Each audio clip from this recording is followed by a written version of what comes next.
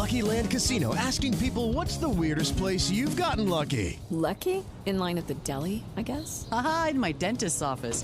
More than once, actually. Do I have to say? Yes, you do. In the car before my kids' PTA meeting. Really? Yes. Excuse me, what's the weirdest place you've gotten lucky? I never win and tell. Well, there you have it. You can get lucky anywhere, playing at LuckyLandSlots.com. Play for free right now. Are you feeling lucky? No purchase necessary. Void where prohibited by law. 18 plus. Terms and conditions apply. See website for details. You are listening to a Pleasure Podcast. For more from our Sex Podcast Collective, visit pleasurepodcasts.com. Welcome back to Private Parts Unknown, a podcast about love and sexuality around the world. I'm Courtney Kocak, and our guest today has an incredible story. Hi, my name is Dr. Frieda. I'm a media specialist. I'm the mother of twins at the age of 60. Dr. Frieda is now in her 70s and still a vibrant mother of teenagers and very active in her career.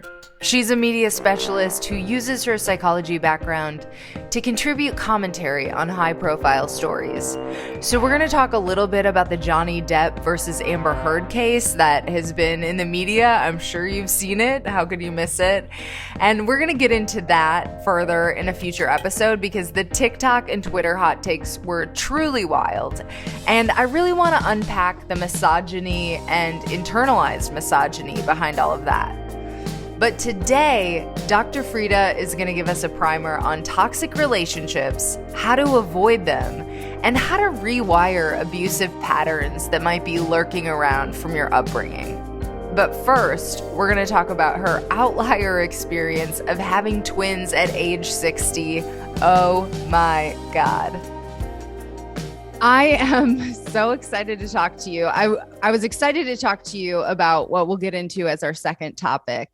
But then I found out that you had twins at 60. And I was like, whoa, I need the whole story. Yes, what's wrong with this woman? But go ahead and listen. For sure.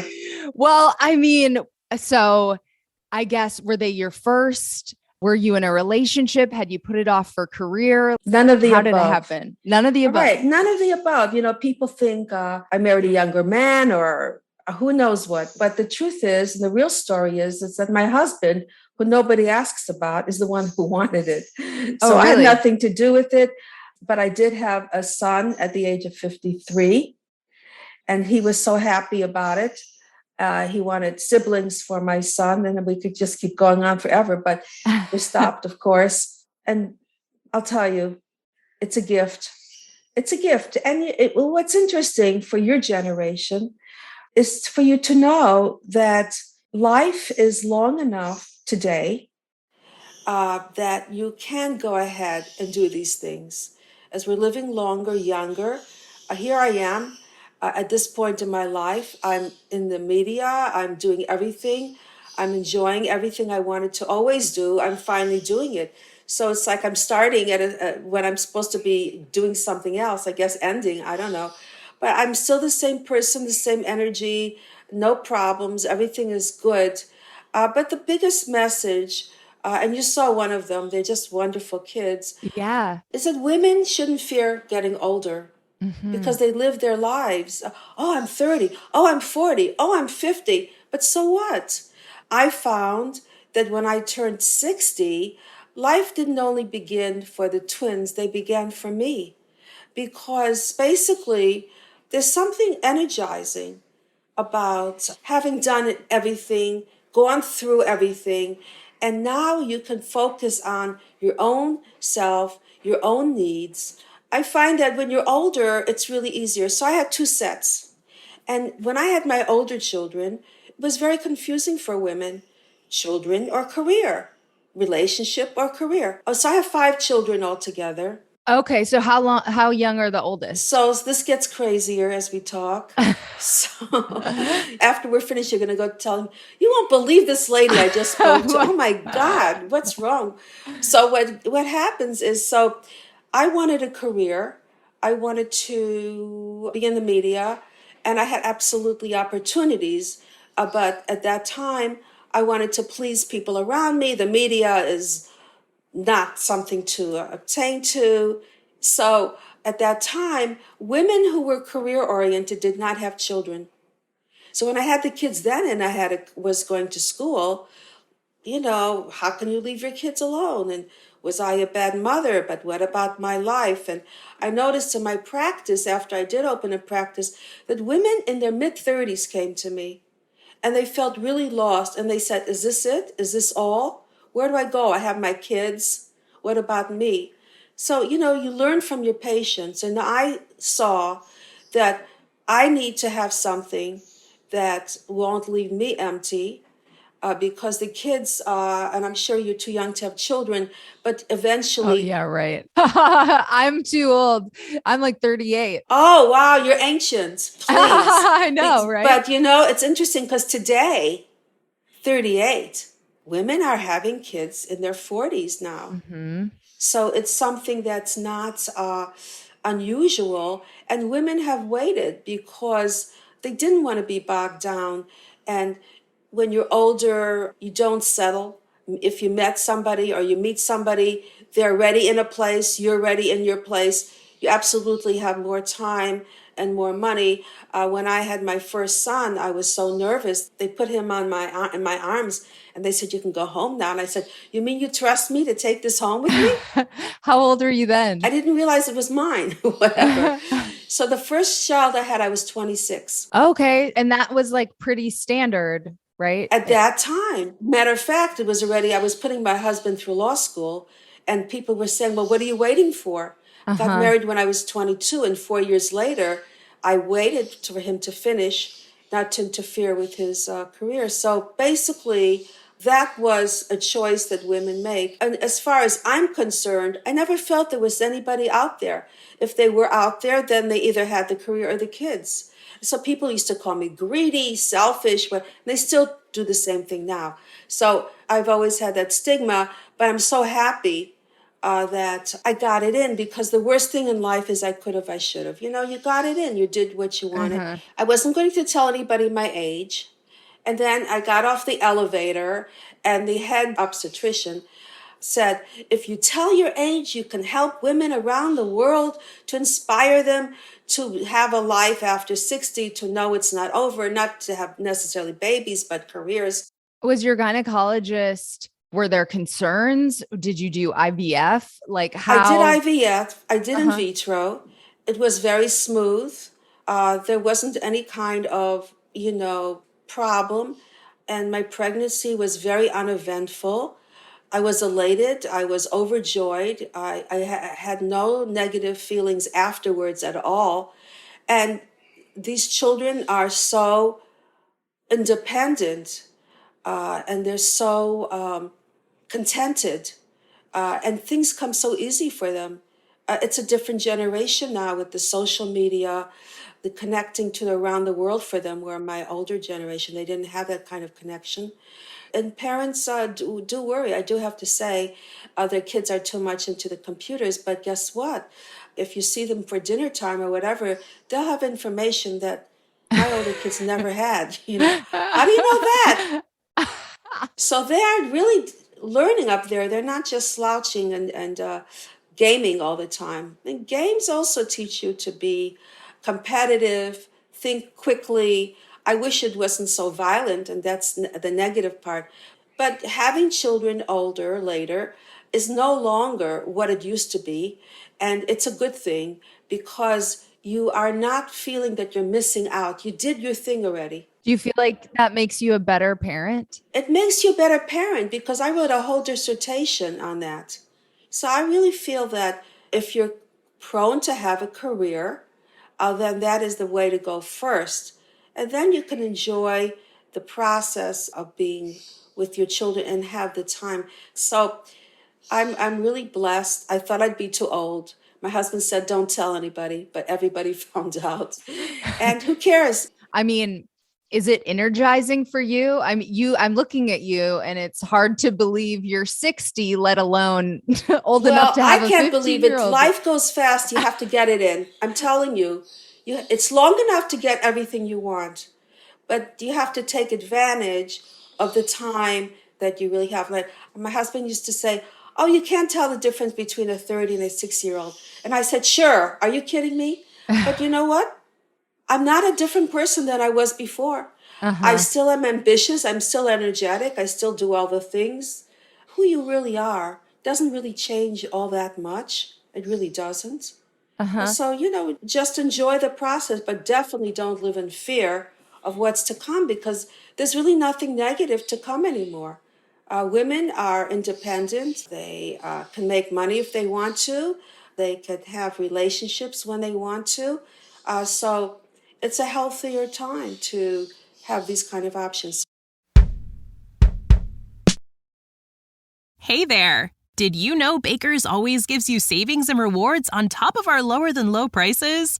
And when you download the Baker's app, you'll enjoy over $500 in savings every week with digital coupons. And don't forget fuel points to help you save up to $1 per gallon at the pump. Want to save even more? With a Boost membership, you'll get double fuel points and free delivery. So shop and save big at Baker's today. Baker's, fresh for everyone. Savings may vary by state. Restrictions apply. See site for details. Okay, round 2. Name something that's not boring. A laundry? Ooh, a book club. Computer solitaire, huh? Ah, sorry, we were looking for Chumba Casino. That's right, ChumbaCasino.com has over 100 casino-style games. Join today and play for free for your chance to redeem some serious prizes. ChumbaCasino.com. No purchase necessary. Void where prohibited by law. 18+. Terms and conditions apply. See website for details. I was going to ask you about, because there's a whole child-free movement now. We interviewed somebody who is a kind of a leader among that group. And I'm just curious, and especially I'm asking this as a 38-year-old woman. You look like you're 28, please. Oh my God.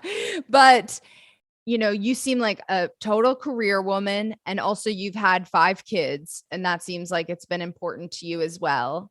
And what is your take on motherhood, having been there? If you're not passionate about it, would you pass? If you're not passionate about it, I think we should grab life. And guess what happens? When you have a child, you forget whether you're passionate or not. That was in the past. When you have a child, it's a lot of work. But that burst of being into what you're doing is like nothing else. Nothing else. It's an experience. And I'm the person you're asking that I want everyone to have all these experiences. So it's a wonderful experience. You can do it in such a way. I went to school when my children went to school. I was accepted to Columbia University. I went and I dropped out because my children needed me. So I did go back and forth. It wasn't always so smooth. But it is something. If you're on the fence about it, then do it. Because it seems very overwhelming. When I had my first child again, because that's when I was the most anxious, that's why first children are always so uptight, because the parents are uptight. But and serious always. But it's intuitive. You get a feeling. There used to be a book, a Dr. Spotnitz out, who said, let the child cry. I couldn't do it. Now I'm finding it's not the thing to do. So you do have to go by what you feel is right. And you can look into a child's face. You can see the way a child is reacting. But it's a lot of fun. It's experience. It's reliving your childhood in many ways that you wouldn't have otherwise. Meeting people that you wouldn't have otherwise met. So there's a lot. It's a whole social networking, bonding arena with your husband. Besides the parents being crazy about paying off these colleges, they're going off the wall here. Okay. So, well, I'm leaning towards no, but I could see a universe in which I did it later, kind of like you did your second go around. What's wrong with that? That's wonderful because you're prepared. Yeah. You won't have any regrets. I mean, I'm very career driven. I haven't crossed nearly enough things off my list. I know at this point I couldn't juggle both, but I could, maybe if the world is not on fire, I could have a child later on. I promise you the world will not be on fire. So no excuses. And the fact is, a child is born, they sleep most of the time. So you grow with them. You grow to learn what it is they need. And then they start crawling, and and then after a while they go to school. And so they're in school till 3 or 4. They don't take all your time. You have all this time to have your career, to do whatever it is that you want to do. Dinner time they come home. If you or your spouse or your partner or whatever is there, then you share responsibilities. It's a different world today. Men are more nurturing. They love it. Women are more responsible with careers, and they love it. So each is filling out another part of themselves. So because of that, it's not like the housewives of the 50s where the women stayed home, did everything, double standards. No way. We're way past all that stuff. So without a doubt, you've done the right thing. You've established an image, a persona of who you are. And now, when you've done that, you can have a partner in your life that's nurturing, and you take turns supporting each other's needs, career, children, whatever. So this is still a decision in progress for me, and honestly, I'm leaning more toward no, but I really liked hearing Dr. Frieda's perspective.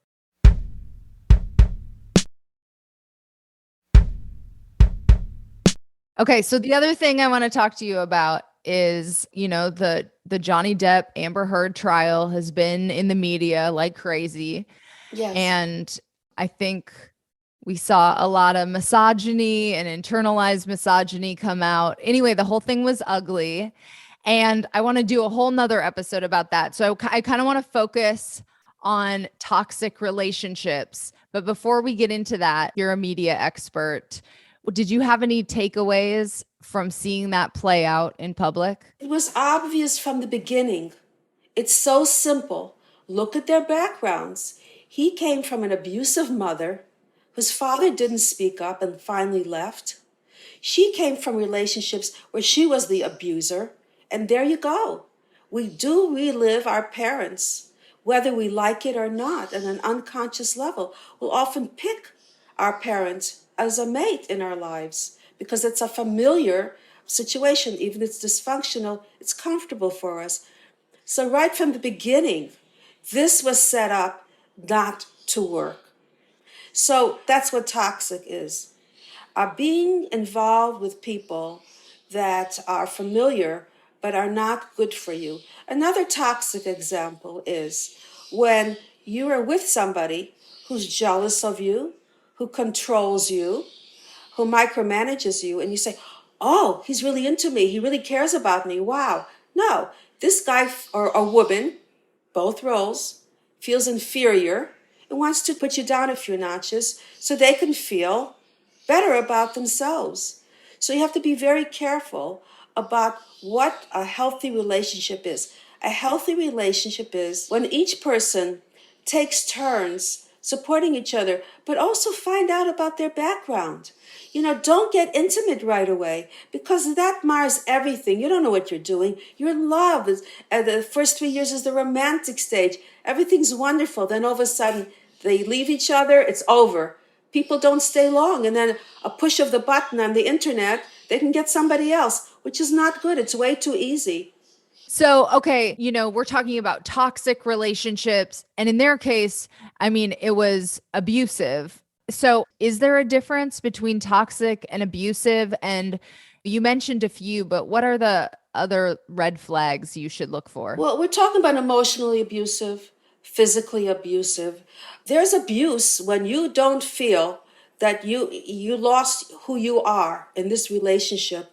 That's abuse. It could be very subtle. You don't feel the thrust for life all of a sudden. There's a reason for it. And if you can connect that and see what just happened, you could either prevent it if the other partner has to be willing to work on it. If they're not, your self-esteem will be enhanced if you work on yourself, but the two of you won't end up together. So that's abusive. It could be very subtle. Somebody who is not respecting you. Somebody at night who leaves the lights on when you want them off, or the air conditioning colder or warmer, or whatever that is. It sounds like it's not a big deal, but you're not being taken care of. And after a while, you don't even realize it's happening anymore. You just don't feel great anymore. That's abuse. Mm-hmm. I was in a relationship in college where he was living with me. I was paying for everything. I asked him not to smoke in this room, and he did. And for complaining, he sprayed me with Febreze. That's when I knew it had to be over. Oh my God. I mean, the relationship played out more after, but I wound up getting a civil ex parte. And he had pushed me before, and, you know, there was some physical stuff too. But even though it seems like nothing, spraying someone with Febreze is like not the end of the world. It didn't hurt me, you know, in some extreme way. But to me, it was like such a boundary cross of like a punishment in the relationship that was like huge. I was like, it's interesting. You had to wait to be basically hit over the head almost in order to leave. And that was not subtle at all. Febreze, you know, it could blind you. Things could happen to you. So yeah, he fit the pattern of what I'm talking about, wanting to keep you in a certain place. And yet you were the one that was helping him and making an income or you had money or whatever it was. So you have to look for subtleties. So another aspect of that relationship that I think is relevant here, and we could use as an example, is that it took me, you know, you just called it out. I should have left before. And actually, I had been in the process of leaving him, you know, like I followed him to college. I realized that was a terrible idea. I went down to another college in another state. He followed me. But that was like part of these stages of me leaving. But it was a long, drawn out process. And I think when you're in a toxic relationship or an abusive relationship, it can be like that. So how do you know, you said wait to get involved. That's like how you can avoid it. But how do you leave or extricate yourself once you're already in one of these relationships? That's very difficult. You know, you waited way too long, and he had a good thing going. No wonder he followed you. You know, yeah. you're he was like, who's paying the bills? Okay. No wonder he followed you. But how do you leave a toxic relationship? Well, first of all, you have to have a plan, because if you don't, you're never going to leave. I had a patient who said, how can I leave? I don't have any furniture. I said, are you kidding me? That's why you're staying? So it was something stupid like that. But you have to have a plan, which is short-term plan. You go ahead, find somebody to stay with for a little while, or find your own place to stay. You don't have to be permanently invested in where you're going, because your mind is not clear right now. You're going through trauma. But once that trauma subsides, then you can give yourself time for a longer term plan. Where you're going to stay, what about your career, look into what kind of relationship that's not toxic. So slowly, not overnight, when you have that kind of plan, you'll follow that plan and you'll be in a much better place. You brought up people's upbringing, but you can't change that about yourself. So how can you rewire, I guess, and, you know, go from someone who was in a bad childhood situation to having healthy relationships as an adult? Well, that's a very important question. And first you have to be healthy, emotionally healthy, to find the right person.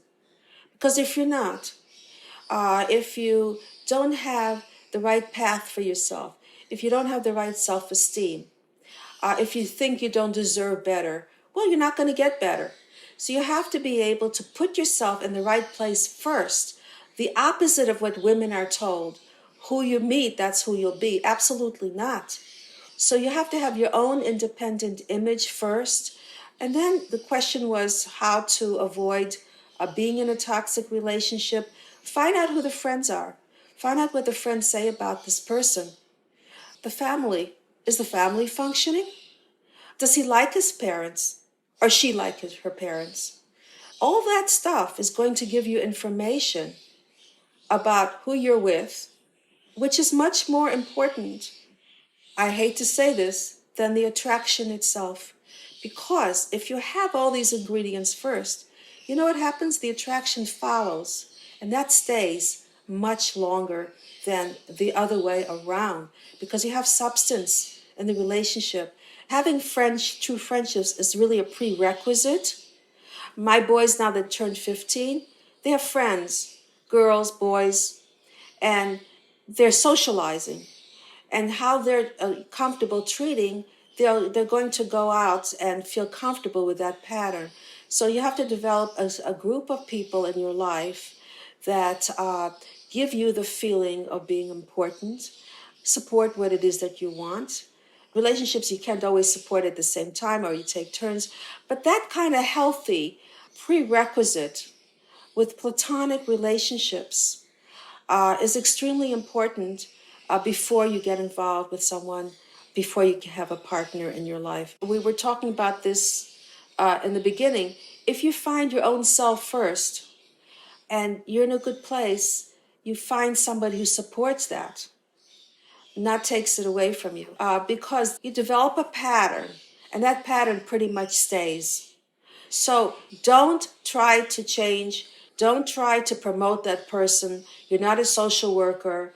Don't try to make that person happy if they're not happy. Any of those things. And I've always felt that we should have, and I always thought about a show for this, emotional prenup.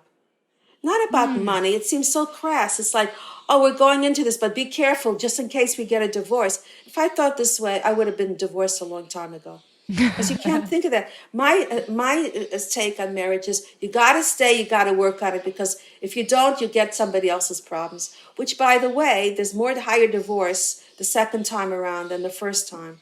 Because you see, wait a bit, maybe I could have worked that out. You have made it work with your husband, right? For decades. So what's the secret to having a healthy relationship that lasts? I think patience. When you want to kill the other person, or say, why am I with him? I'm leaving.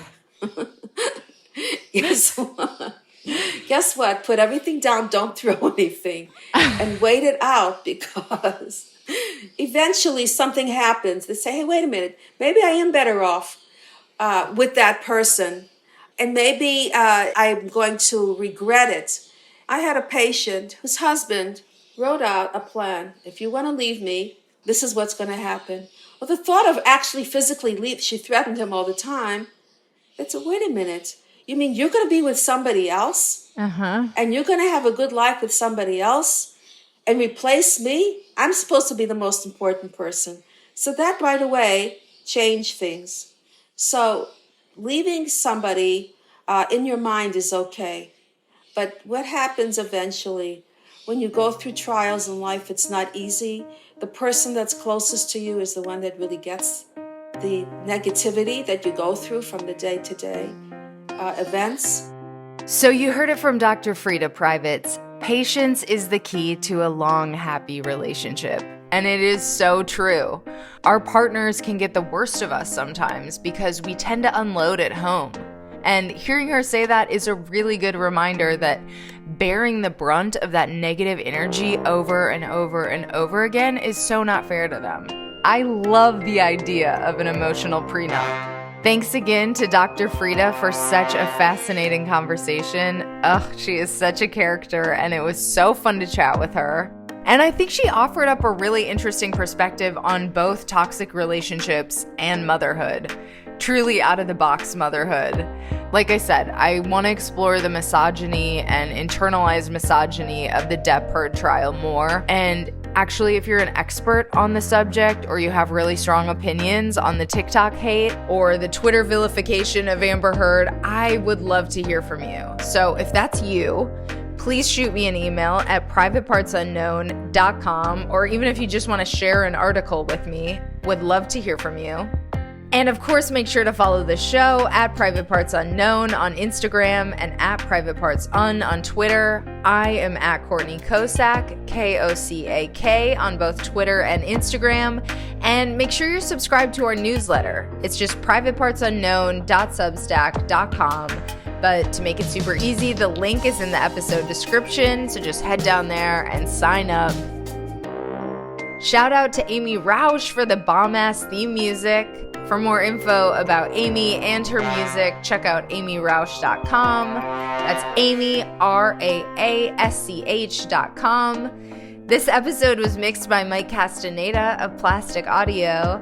And after enjoying this content and learning a lot from Dr. Frieda, if I could just ask you for a really quick favor, if you could go to ratethispodcast.com/private and just give us a 5-star rating and review. I know it seems little, but it helps other people find the show. So again, that's ratethispodcast.com/private. Or if you're listening on Spotify, it's super easy. You can just go to the upper right-hand corner of our page. So the Private Parts Unknown page, go to the upper left-hand corner, click the star button, and then you just click all 5 stars. See, wasn't that easy? Thank you so much. And until next time, I am wishing you lots of horniness and happiness and non-toxic relationships.